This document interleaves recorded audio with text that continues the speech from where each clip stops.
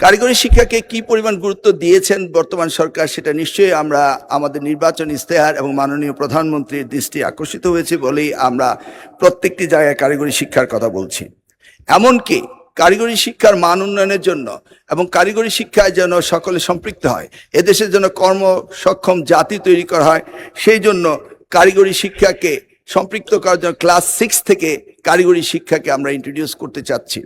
আমাদের SSC vocational রয়েছে, SSC vocational রয়েছে, আমাদের স্পেশালাইজ ইঞ্জিনিয়ারিং ইউনিভার্সিটি ডুয়েট রয়েছে এবং আগামী দিনে আরও 2টি ইঞ্জিনিয়ারিং কলেজকে আমরা ডিপ্লোমা ইঞ্জিনিয়ার যারা বেরিয়ে আসবে তাদেরকে উচ্চতর শিক্ষা দেওয়ার চেষ্টা চালিয়ে যাচ্ছি। কারিগরি শিক্ষা সম্বন্ধে মাননীয় সংসদ সদস্য আপাতত কিছু দেখতে পাননি, সেটা আমি বিশ্বাস করি, কারণ এই 4 মাসে তেমন কোনো পরিবর্তন হয়নি যে তিনি দেখতে পারবেন। আমরা বলেছি যে আমরা পিএসসিতে ডিমান্ড প্লেস করেছি আমাদের শিক্ষক স্বল্পতা, এবং আমরা ক্লাসরুমগুলোকে ল্যাবগুলোকে নতুনভাবে কীভাবে সাজানো যায় সেই কাজে ব্যাপক আমরা কাজ চালিয়ে যাচ্ছি। ইনশাল্লাহ উনি কিছুদিনের মধ্যেই ওনার দৃষ্টিতে সব কিছু আসবে। ধন্যবাদ আপনাকে।